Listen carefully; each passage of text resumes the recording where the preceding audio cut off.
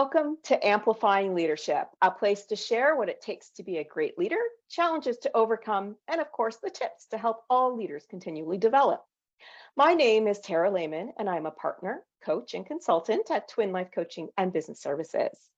For my leadership clients, I aim to provide effective leadership coaching, consulting, and of course, workshops to help with your professional development, reduce those costs at work, and improve your resilience. Today, I am welcoming back my sister and partner with Twin Life Coaching and Business Services, Barb Schutz. Welcome back, Barb. Thank you. Glad to be back. On today's podcast, Barb and I are discussing the need for self-care for leaders. Leaders do need to take care of themselves just as much as others do. So, Barb, what do you think about self-care for leaders? People talk about the need to take that break for lunch, and so many leaders don't. What do you think? Oh, I think it's really important. You got to re-energize. You got to, get your brain break. I love it. Brain break. I love it. Yeah. When I do one of the trainings that I do at my full-time job, when we take the break partway through the training, it's actually called a brain break. And we give everybody, 15 minutes just to kind of grab a glass of water, grab a drink, grab something to eat, just go for a walk in their house or at work or wherever they are, just to kind of take a break and rejuvenate for a few minutes and then jump back into it again. This is really important. Even if it's 5 minutes, it's important to get up and walk away. Even if it's just to go to the washroom, that's a great little break. Yeah. And I remember when I worked in my corporate life, lunchtime, even when I led the distribution center, it was like everybody, you take a break for lunch. Even I did, like 20 minutes to half an hour.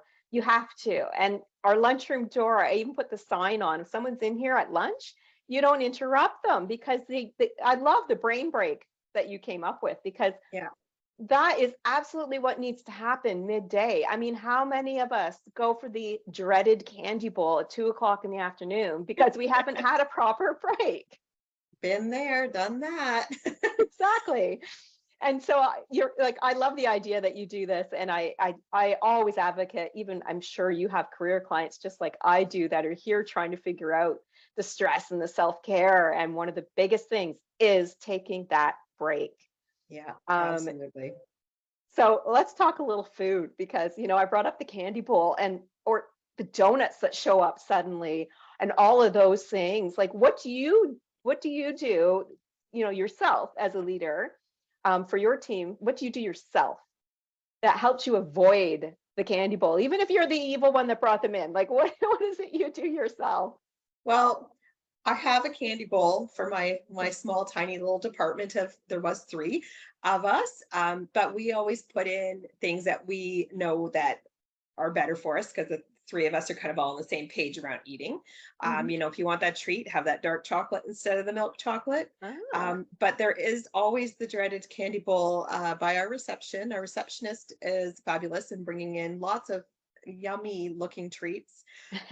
Some ways I've tried to avoid it. I've actually told her to put the stuff I don't like on top, so I can't see what's under it. There's ways around it. Don't go that way. If it's in the lunchroom, don't go in there. If you have to eat your lunch in there, eat it at the opposite end of the table. Oh, love Make it. it a purpose not to go near that. If it's at the reception, it's similar to where ours sometimes is. I'll actually walk around the reception the other way, so I don't walk past it. And sometimes I go upstairs in my head. I know the bowl is there. Don't eat it. Don't touch it. Or I'll take something in my hand. So I'm walking with a pen and a piece of paper. I got no hands left. Oh, that's an awesome idea. Just those little ideas to avoid eating it. If you have to have it, it's okay. If you need to have a little pick me up, but don't grab a whole amount of them. You got to remember too, some workplaces don't provide that. So it's out of somebody's pocket. And if you're having a whole bunch of it and your coworker's paying for it, that's coming out of their personal pocket. That's true too. It's also to be mindful that somebody's paying for that stuff. It might not be the company paying for it. So also thinking about it that way. But, I always stock ours with things that are a little bit on the healthier side. Still wrapped up or whatever, usually little pieces of dark chocolate. The other thing we do is when we don't have meetings, in my department, part of the building, we actually put the candy bowl up in the cupboard so you can't see it. We Oh, only great. bring it out when people are coming in. So It's that's like a a, treat, yeah, and it's like incentive. you hide it out of sight, out of mind. Yeah, I love it. One other thing that I talk to my clients about, and maybe you do too with your stressed out leaders and career coaching clients, is the need to stop drinking so much caffeine and sugary Yeah. drinks. So one thing I always recommend is have that water bottle or that cup of water or whatever it is right there. And if you do bring whatever pop or coffees or something and you don't want to drink them, like put them out of reach. Have the drink there that's water and that's fresh, and everything else has to be an effort to get it. What do you think about that? Yeah, I agree. I have told some of my clients, avoid the caffeine if you can. Yes, maybe you need it first thing in the morning. You have your cup of coffee, your cup of tea, but midday, if you're craving something, flavored water, tea, herbal teas. There's Mhm. not, if you have a herbal tea, not a black tea, because black tea, green tea has caffeine, but if you have a herbal tea, there's generally no caffeine in those. Water with a little few drops of some sort of flavor. If you have a soda stream machine at home, you can make yourself a bottle with some flavored stuff that's not caffeinated and take that whole bottle to work with you. Or if you're lucky enough, you can have a soda machine bottle at work. So Mhm. there's lots of ways around it. And a good old bottle of water, glass of water. I know Mhm. water is a challenge for some, the flavor, there's no flavor, but there's so many options to add flavor out there that don't have caffeine. To think outside the box a little when you're looking for those midday pick-me-ups. Water is a great way, your body needs it. It's a great way to wake yourself up just with a couple of cups of water. And you're right, there are ways to infuse water, even like with cucumbers or your favorite berries or a fruit tea. Citrus. Yeah, Yeah. anything that gives it that flavor. That's awesome. So let's talk a little bit about how do we reduce stress at work, because that is a huge self-care thing. I mean, how many clients come burnt out and completely Yeah. stressed? And our world is ever changing right now. And for leaders, it can be extremely stressful. So one thing that I love the idea of is the idea of moving during the day. So taking those stretch breaks if you're, of course, at a computer. But what about walking meetings? I mean, I love this idea. We used to have, boardroom two, which actually was outside in the picnic area at my Oh, previous place. But the idea of now walking meetings, what do you think about that? Getting those steps um, in. yeah, like the more and more that there's meetings online, if you don't have to be physically on the call with like video call, and you can put yourself on just your voice, put a headset on, and if you're at working from home, walk around your living room. Hmm. You can get your steps in while you're listening and talking. Walking's a really good exercise. It gets your brain moving anyway, gets your brain Hmm. focused and thinking. Yeah, absolutely. I think walking meetings are great. Even if it's a one-on-one and you're both at the office, say, hey, do you mind if we go for a walk around the block while we talk about Hmm. this? There's Yeah, nothing wrong exactly. with walking around the block and having a meeting with your coworker. I love it because so many leaders always say time to go to the gym, for example, is a big issue. Yeah. So doing something at work, like even just taking that 2-minute stretch break every hour so that you're moving your neck and your upper back or even your legs. And like, the walking meetings, like especially one-on-ones, even if it's only 3 people, you could still easily go outside, even if it's around the parking lot. Safety, number one, always, Yeah. obviously, right? But anything to get that exercise in during the day. Um, Yeah. does anybody at your workplace use a ball chair or one of those treadmill desks? I have not seen anyone use those yet, but I hear about them. Yeah, yeah. One of the people that works at our main office, yeah, she has a ball chair and she uses the ball chair. Says it's Does it great. help her? And she said it's great. So I mean, I haven't Awesome. really asked too much about it, but yeah, it's a comfortable chair, apparently. That's great. All right. So when we talk about stress and leaders, we at Twin Life Coaching have this little acronym that we like to call RAC. RAC, and it's for reframing negative thoughts, which come up with stress. Like you might think, Barb's coming into my office, I'm severely stressed out. I'm like, what the heck does Barb want? Right? Yeah. We need to be able to recognize, which is the R, that we're having those negative thoughts.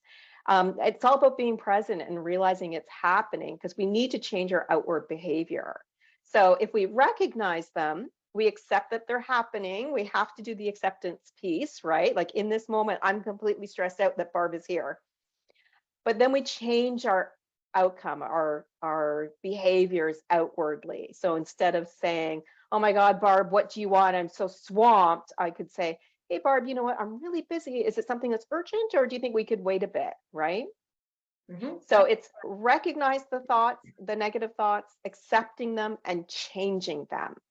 So what do you think in the workplace as a leader, Barb? How can we help even not just ourselves, but our teams recognize when they have some negative thoughts without, of course, being rude or coming across as that micromanager or whatever that might be, right? What would you think if you were to look at your team and you wanted to teach them about RAC?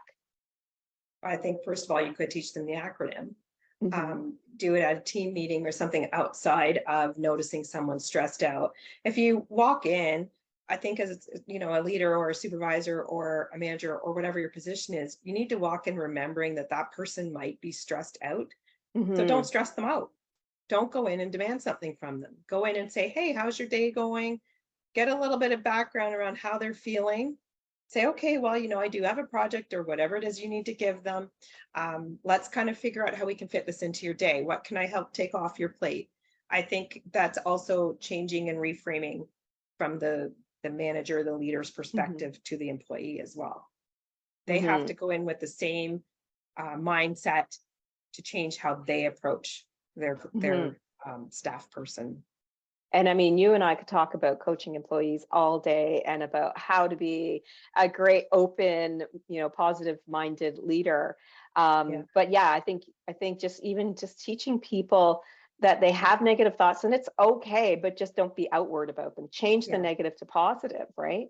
yeah, And can be situations where suddenly budget's cut and now you got to tell somebody they're not getting that beautiful, new office suite that they had hoped to be getting. And you may also already have recognized and accepted and changed your thoughts towards it, but they haven't even heard about it yet. So you're right, being like, hey, how's it going? I've got some news I need to share. Those types of things. That's great.